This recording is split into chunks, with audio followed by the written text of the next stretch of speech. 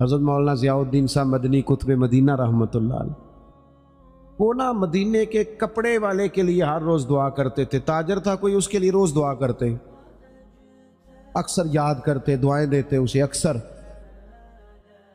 تو لوگوں نے کہا حضور ماجرا کیا ہے؟ فرمانے لگے میں نا مدینہ شریف کے ایک دکاندار سے میں نے کچھ کپڑا لیا تھا. میں دردی کے پاس گیا تو اس نے کہا یہ تھوڑا ہے، کوئی 1-2 گاز اور لائیں پھر آپ کا لباس بنے گا. کہتے میں دوبارہ عصر کے بعد اس سے کپڑا لینے گیا تو وہ سامنے پڑا تھا، تو مجھ سے کہنے لگا سامنے والی دکان سے لے لیں. کہتے میں نے اسے کہا سامنے پڑا ہے، میں تجھ سے لے کے گیا ہوں دیکھ. کہنے لگا حضرت مہربانی کریں سامنے والی دکان سے لے لیں. کہتے میں تھوڑا سا اس سے ناراض ہوا، میں نے کہا یار حد ہوگی، تجھ سے کپڑا خریدا سامنے پڑا ہے تو دے، کیوں نہیں دے رہا؟ تو کہتے ہیں اس نے نا بڑی محبت سے میرے ساتھ بات کی. کہنے لگا حضور بات یہ نہیں ہے کہ میں کسی تکبر میں ہوں، مسئلہ یہ ہے کہ میں نے صبح سے کافی بکری کر لی ہے، سامنے والے کا 1 گز بھی نہیں بکا، تو سبزی تو اس نے بھی لے کے جانی ہے نا گھر، بچے تو اس کے بھی انتظار کر رہے ہوں. اگر مہربانی کرو نا آپ کپڑا اس سے خرید لو، اس سے کپڑا خرید لو. تو اس کا نتیجہ یہ ہوگا کہ وہ بھی بیچارہ اپنے گھر چلا. کاش میں صرف اپنے گھر میں روشنی نہ کروں، مجھے سب کے گھروں کا فکر لگ جائے. رب کریم نے فرمایا کیا تم سمجھتے ہو کہ ہم نے تمہیں بیکار پیدا کیا؟ اور کیا تم سمجھتے ہو کہ تمہیں لوٹ کر ہماری طرف آنا نہیں؟ اللہ تبارک و تعالیٰ نے بہت ساری حکمتوں کے تحت، بہت ساری کرم نوازیوں کے ساتھ انسان کو تخلیق فرمایا. ہم پر انسانی کمزوریاں غالب آ جاتی ہیں، بہت ساری سستی، بہت ساری غفلت طبیعت میں پیدا ہو جاتی ہے. راہ چلتے چلتے بہت ساری جگہوں پہ ہم الجھ جاتے ہیں. نتیجہ یہ نکلتا ہے کہ کچھ وقت جو قیمتی ہوتا ہے اسے ہم بیکار ضائع کر دیتے ہیں، اور پھر اس بیکار وقت ضائع کرنے کے اتنے عادی ہو جاتے ہیں کہ صحت مند لوگ بیمار ہو جاتے ہیں، جوانوں کو بڑھاپا آنے لگتا ہے، پھر فرصت کے لمحات مصروفیت کی طرف بڑھ جاتے ہیں، یہاں تک کہ زندگی اپنے اوقات پورے کر کے موت کی طرف بڑھنے لگتی. لیکن وہ بلا وجہ کی غفلت، لا یعنی، بے معنی، بے مقصد باتیں، اپنے آپ سے زیادہ دوسروں کے معاملات میں الجھاؤ کا شکار رہنا، غفلتوں کا شکار رہنا، اپنا حساب کرنے کی بجائے ساری دنیا کا حساب کرتے رہنا، انسان نقصان کی طرف چلا جاتا ہے. اللہ کریم نے فرمایا تم کیا سمجھتے ہو تمہیں بیکار پیدا کیا؟ اپنے آپ کو بلا وجہ کمزور کر لینا، بلا وجہ کہہ لینا میں تو ایک ناکام آدمی ہوں، میں تو آگے بڑھ ہی نہیں سکتا، میں تو ایک گاؤں کا رہنے والا ہوں، میں تو وہ کوئی میرے وسائل نہیں ہیں، میں کچھ بھی نہیں ہوں، بلا وجہ اپنے آپ کو کمزور کر لینا. سمجھ لینا کہ شاید وہ کسی نے کہا تھا کہ میں کسی شخص سے بیزار نہیں ہو سکتا کیونکہ ایک ذرہ بھی تو بیکار نہیں ہو سکتا.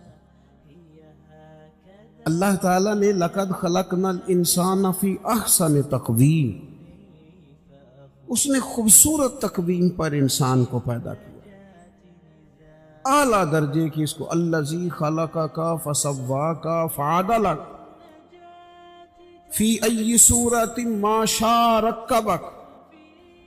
کتنا حسین کر کے انسان کو بنایا ہے، اس کے اندر صلاحیتیں رکھی ہیں، سوچنے سمجھنے کی طاقت دی ہے، اس کو فہم و فراست دیا ہے، اچھے بھلے کی تمیز، اچھے برے کی تمیز فطرت میں رکھ دی.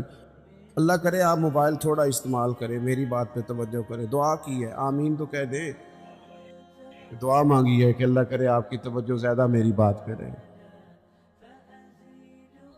یہ فطرت میں رکھ دی چیز ہے. ہم کیا کرتے ہیں؟ ہم اپنا وقت بیکار ضائع کرتے ہیں.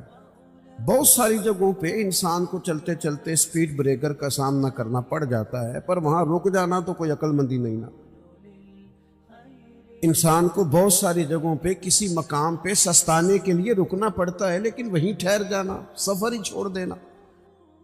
زندگی جد و جہد والی ہونی چاہیے، اعمال والی ہونی چاہیے، کچھ نہ کچھ انسان کو کرتے رہنا چاہیے۔ غیر ذمہ دارانہ گفتگو، غیر ذمہ دارانہ وقت کا ضیاع اور بلا وجہ کا الجھاؤ جس کا کوئی مقصد نہیں، جن چیزوں کی بالکل ضرورت نہیں ان باتوں میں دلچسپی اور ہر وقت مفت کا الجھاؤ۔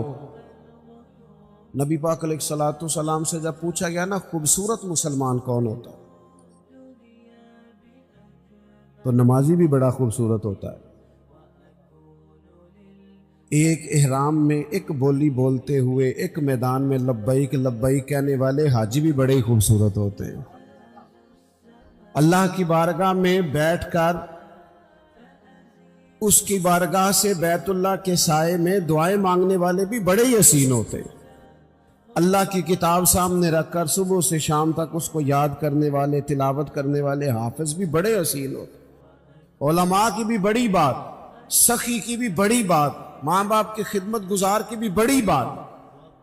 لیکن یا رسول اللہ صلی اللہ تعالی علیہ وسلم اپنے مفہوم کے لحاظ سے اور اعزازی خصوصیات کے لحاظ سے خوبصورت مسلمان، جس پر مسلمان کی تعریف صادقہ ہے، خوبصورت مسلمان کون ہوتا ہے؟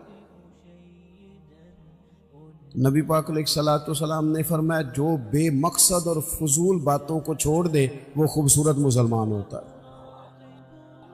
لغویات سے بچے، فضولیات سے بچے، بے معنی وقت نہ ضائع کر، اپنے معاملات میں ایک جملہ بھی کبھی اضافی نہ بولیں، فائدہ کوئی نہیں۔ آپ مختصر جامع زندگی گزاریں، آپ اپنے آپ کو قیمتی سمجھیں، اپنے وجود کو قیمتی سمجھیں۔ آپ دیکھیں نا، انسان کو اللہ تعالیٰ نے اشرف المخلوقات بنایا، تسخیر کائنات اس کے ذمے لگائی، اس نے بر اعظموں کے بر اعظموں پر حکومت کر کے دکھائی۔ انسان کہاں سے اٹھا اور پھر اس نے ہواؤں میں اڑنا شروع کیا، انقلاب آ گیا۔ اور پھر جب یہ مسلمان ہے، جب یہ مومن ہے، پھر تو اس کا کمال یہ ہے کہ ابھی نیکی کرتا نہیں، صرف نیکی کا ارادہ ہی کرتا ہے، اللہ اجر عطا فرما بھی دیتا۔ لیکن جو صبح سے شام تک نیکی کا ارادہ بھی نہ کرے، جو پروگرام ہی نہ بنائے، جو اچھا گمان بھی قائم نہ کر سکے، جس کے تصورات باوضو ہی نہ ہو، جو اپنے خیالات کے اندر خوش عقیدگی نہ لا سکے، اس نے کیا کیا؟ اپنے معاملات پر توجہ دی جائے اور اپنے وقت کو ضائع کرنے سے بچایا جائے، امور خیر میں جد و جہد کی جائے، کوشش کی جائے، اپنے آپ سے کوئی کام لیا جائے۔ دیکھیں، ہم چاہیں نہ چاہیں، ہم تیار ہوں یا نہ ہوں، ہماری عمر روز بروز بڑھتی ہے، ہمارے کام رہ گئے تو رہ گئے، لیکن دن، سال، مہینے روز گھٹتے۔ ہم چاہیں نہ چاہیں لیکن وقت ریت کی طرح ہمارے ہاتھوں سے گزر جاتا ہے۔ اچھے بھلے تندرست لوگ ہوتے ہیں، پھر وہ ہلکی ہلکی دردیں جسم میں شروع ہوتی ہیں، کمزوریاں آنے لگتی ہیں۔ جو کام ہم گھنٹوں بیٹھ کے، میں خود کبھی توفیق ہوتی تھی تو کئی صفوں کی کتاب ہے تو بیٹھے ہیں تو وہ دل کیا ہے کہ ایک نشست میں پڑھ دیں گے۔ اب یہ ہے کہ کوئی تھکن محسوس ہوتی ہے، اب یہ ہے کہ کچھ کیفیات اور طرح کی ہوتی ہیں۔ وقت کے ساتھ ساتھ انسان کے قوا اعضاء اس طرح کے تھوڑی رہتے۔ اس کو چاہیے کہ جب اس کو صحت ملی ہوئی ہے، تندرستی ملی ہوئی ہے، عافیت ملی ہوئی ہے، فرصت ملی ہوئی ہے، تھوڑے وقت میں زیادہ کام کرے۔ ہمارے ہاں ڈھیر سارا طبقہ ہے جو اپنے آپ سے کام ہی نہیں لیتا۔ اپنے آپ اقبال کہنے لگے، عجب نہیں کہ خدا تک تیری رسائی ہو۔ یہ کوئی انوکھا نہیں تو اللہ تک پہنچ جائے۔ رب اپنے بندوں کو اپنی معرفت عطا کرتا ہے، وہ دیتا ہے وہ رستہ۔ کہنے لگے عجب نہیں کہ خدا تک تیری رسائی ہو، پر تیری نظر سے تو پوشیدہ ہے آدمی کا مقام. تو بندے تک نہیں پہنچ سکا. تو وہ جو کہا من عرف نفسہ فقد عرف ربہ. تو پہلے اپنے آپ کو تو پہچان نہ, اپنے آپ سے کوئی کام تو لے. اچھا میں دیکھتا ہوں ایسے چھوٹی چھوٹی دنیا بنا کے نا, چھوٹی چھوٹی سیاست میں سارا وقت ضائع. یعنی اپنی تعریفیں لوگ کرتے رہتے. شکر ہے اللہ کا جی اتنی دیر ہو گئی فلانا کام کر رہا ہوں, شکر ہے جی میں نے یہ بھی کر دیا, بڑا او بھائی تو رہنے دے نا, یہ کسی اور کو کہنے دے. تو کام کر, تو جدوجہد کر, تو ہمت کر, تو آگے بڑھ. تو سال نہ گنوا, تیرے گزر گئے. یہ زمانہ بعد میں گنتا رہے گا. یہ لوگ بعد میں حساب کرتے رہیں گے کہ اعلیٰ حضرت بریلوی نے 1000 کتاب لکھی, عمر کتنی تھی, پڑھنے میں کتنا وقت گزرا. لوگوں نے نکال لیا کہ ہر روز 3 گھنٹے تو ان کے لکھنے کے بنتے. وہ بعد میں دنیا نکالے گی کس نے کتنا کام کیا. تو ڈیوٹی کر, تو کام کر, جدوجہد کر. ہم میں سے جو لوگ بھی ناکام ہو جاتے ہیں نا, وہ کہتے ہیں جی میں فلانے کی وجہ سے ناکام ہو گیا. فلانا بندہ اگر میرا ساتھ دے دیتا, فلاں اگر سپورٹ کرتا. یہ دنیا کا سب سے بڑا جرم ہے کہ انسان اپنی کوتاہیاں دوسروں کے گلے ڈال. سب سے بڑی ناکامی یہ ہے. ہم سستیاں کرتے ہیں, غفلتیں کرتے ہیں, بوجھ دوسروں پہ ڈال دیتے ہیں. دنیا میں جہاں بھی ہم ناکام ہوتے ہیں نا, رب تو کسی کو ناکام کرتا ہی نہیں. ہم اپنی کمزوریوں کی وجہ سے, احساس ذمہ داری نہیں, پڑھنے والا پڑھتا نہیں وقت پہ, پڑھانے والا وقت پہ پڑھاتا نہیں, ڈیوٹی کرنے والے ڈیوٹی نہیں وقت پہ کرتے, ہم ناکام ہو جاتے, وہ دوسروں پہ ڈال دیتے ہیں. اپنی زندگی میں جہاں بھی کمزوری رہ گئی ہے, جہاں بھی کہیں ہم سے غفلت ہو گئی ہے, اس کو دیکھیں, غور کریں کس مقام پر ہم سے کوتاہی ہوئی ہے, کہاں ہم بھول گئے, کہاں معاملہ ایسا تھا جو گڑبڑ ہو. میں صبح ادارے کے ایک استاد صاحب سے عرض کر رہا تھا, میں کہہ رہا تھا جن لوگوں نے قربانی کرنی ہے نا اور جانور لانے ہیں, انہوں نے آج بارش نہیں دیکھی. جہاں جہاں آج منڈیاں تھیں نا وہاں فل رش ہے. 1 مہینہ پہلے ہی وہ صبح اٹھے, وقت پہ چلے گئے. لیکن یہ سستی ہے نا طالب علم کی, وہ کہتے ہیں آج بارش ہے لہذا میں نے نہیں جانا. اللہ ماشاءاللہ کچھ استاد کہتے ہیں آج میں نے اسکول نہیں جانا, ادارے نہیں جانا, آج بارش ہے. وہ دیکھے مزدوری کرنے والے نے صبح کوئی انکار کیا کہ میں نے منڈی نہیں جانا. سبزی منڈی جانے والا منڈی گیا ہے, اور جو مال والی منڈی جانے والا تھا وہ بھی وہاں پہ.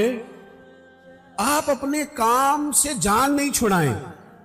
حضرت عثمان غنی رضی اللہ تعالیٰ عنہ فرماتے بڑی کڑاکے کی گرمی تھی اور دھوپ بڑی شدت والی تھی, اور جتنے مدینہ منورہ میں لوگ تھے وہ اندر سے دروازے بند کر کے نا کواڑ سب آرام فرماتے. دوپہر میں ماحول بن جاتا ہے, اور ویسے بھی دوپہر کو کچھ دیر آرام کرنا نبی پاک علیہ السلام کا طریقہ مبارکہ بھی ہے. تو لوگ آرام کر رہے تھے. حضرت عثمان غنی فرماتے کسی کام کے لیے مجھے چھت پہ جانا پڑا, گرمی بڑی سخت تھی, میں مجبوراً گیا.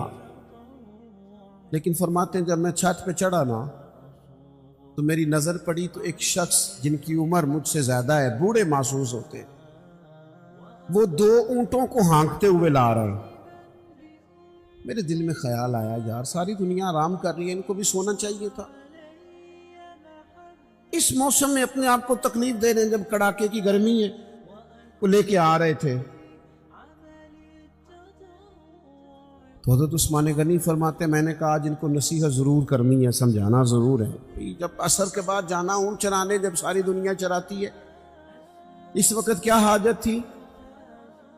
آپ فرماتے ہیں جیسے ہی میں چھت سے اترا اور دروازے کے راستے باہر آیا کہ میں ان کو سمجھاتا ہوں, جب تک وہ شخصیت بھی قریب آ گئی تھی. آپ فرماتے جب میں نے ان کا چہرہ دیکھا تو میرا وجود کانپنے لگا, راشا طاری ہو گیا, اور نہ چاہتے ہوئے بھی میری آنکھوں میں آنسو آ گئے. یہ کوئی معمولی آدمی تو نہیں, یہ تو امیر المومنین سیدنا فاروق اعظم ہے, حضرت عمر جیسا آدمی. اور کڑاکے کی دوپہر, یہاں کتنے نازک مزاج ہو گئے ہیں لوگ. اقبال کہتے ہیں لہو مجھ کو رلاتی ہے جوانوں کی تن آسانی.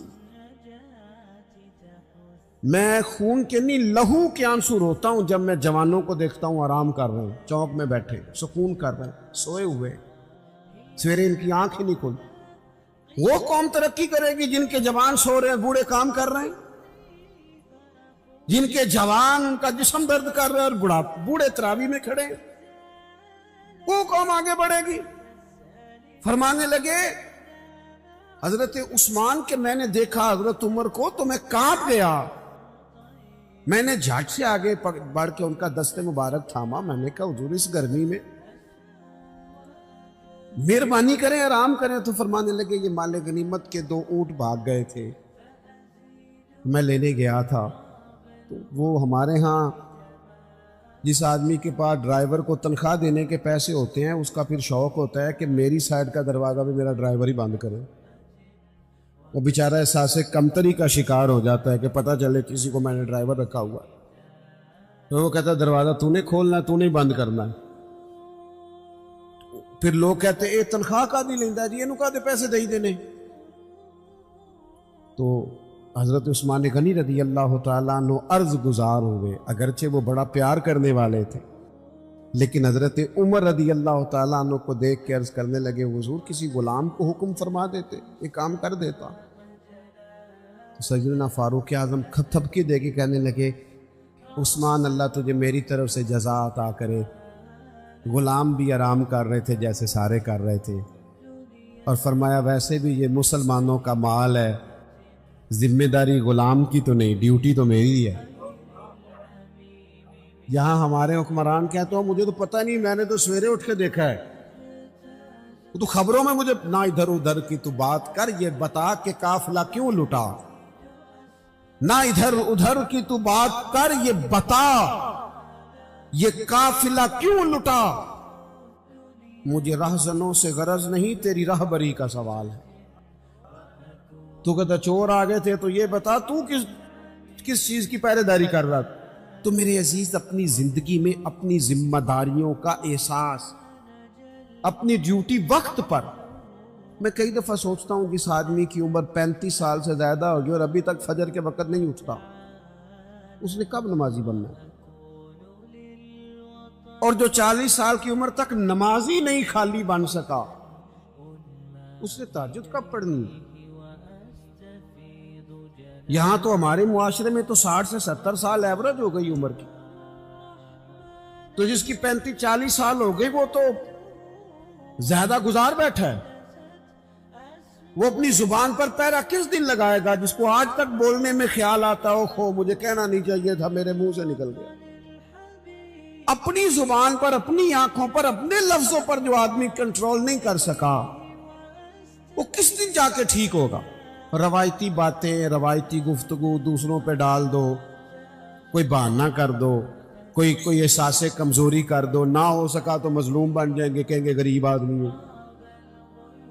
یہ بھی کمزور قومیں کرتی ہیں، یہ بھی کمزور قومیں کرتی ہیں جو اپنے آپ کو مظلوم بنا کے دکھاتی ہیں۔ مسلمان اس کا مزاج ہوتا ہے، وہ مظلوم نہیں ہوتا، وہ تو ظالموں کا ہاتھ پکڑنے والا ہوتا ہے، تو میدان میں رہنے والا ہوتا، اپنے آپ سے اپنے وجود سے کام لیا۔ آپ اپنے بزرگوں کو دیکھیں، تھوڑے وقت میں زیادہ کام کرنے والے لوگ، اور اتنا کام کرنا، یہ بھی بات کر رہے تھے شیخ، گفتگو کر رہے تھے حضرت غوث پاک رضی اللہ تعالیٰ۔ آپ کبھی اپنے بزرگوں کو دیکھیں نا، تو جو آج پیروں نے ماحول بنایا نا، پیر صاحب بیٹھے اندر 6 تسبیح ہیں اور 20 تقیے اور وہ تعویذ لکھ رہے ہیں اور وہ ہاتھ بھی اٹھاتے ہیں تو لگتا ہے بیچارہ بڑی تکلیف میں ہے، اللہ ماشاء اللہ، دعا مانگنے میں اسے پریشانی ہو رہی، کیا مذاق بنایا ہوا۔ صوفی تو زندہ اور جاوید ہوتا ہے، وہ تو تازہ دم ہوتا ہے، پلٹنا جھپٹنا، جھپٹ کر پلٹنا، لہو ایک گرم رکھنے کا ایک بہانہ، تو طاقتور ہوتا ہے، اس کے مزاج میں تو گرمی ہوتی۔ اقبال کہتے ہیں کہ حاضر ہوا میں شیخ مجدد کی لحد پر، وہ لحد کے ہے زیر زمین مطلع انوار، وہ ہند میں سرمایہ ملت کا نگہباں، اللہ نے کیا جس کو بر وقت خبردار، جد و جہد، مزاج، بھاگنا دوڑنا، اور ایک جگہ پہ اقبال کہنے لگے ہے وہی تیرے زمانے کا امام برحق جو تجھے حاضر و موجود سے بیزار کرے اور موت کی شکل میں دکھلا کے تجھے جلوہ یار زندگی تیرے لیے اور بھی دشوار کرے۔ درویش تو وہ ہے جو تیرا جینا مشکل کر دے کہ کب مروں گا اور کب جا کے مدینے والے کی زیارت نصیب ہوگی، اور تو یہ ہے کہ سستی کاہلی وہ ٹھہر جائیں جی قبلہ آرام میں، چھوڑے ان چیزوں جدوجہد۔ حضور غوث پاک رضی اللہ تعالیٰ عنہ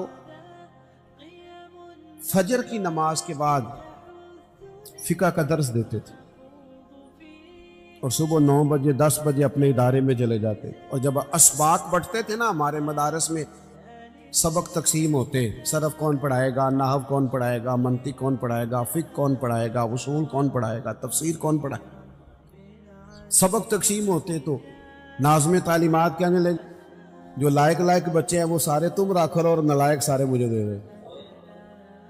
کسی کو نالائقوں کا بھی تو سرپرست بننا ہے نا، تو مجھے دے دو، نالائقوں کو پڑھاؤں گا۔ پھر زور تک کلاس ہوتی، زور کے بعد تفسیر کا درس ہوتا، عصر کے بعد حدیث کا درس ہوتا، اور پھر رات کو 70 ہزار کا مجمع تقریر سننے آتا۔ اور تقریر یہ نہیں تھی کہ بس ہی کا کہہ دی بات، فرمائشی خطبہ، 70,000 لوگ خطاب سننے آتے تو 300 علماء ہوتے ان میں جن کے ہاتھوں میں کاغذ قلم ہوتے۔ غوث اعظم ارشاد فرماتے تو تحریر ہوتا کہ یہ نقطہ تو کبھی سنا ہی نہیں۔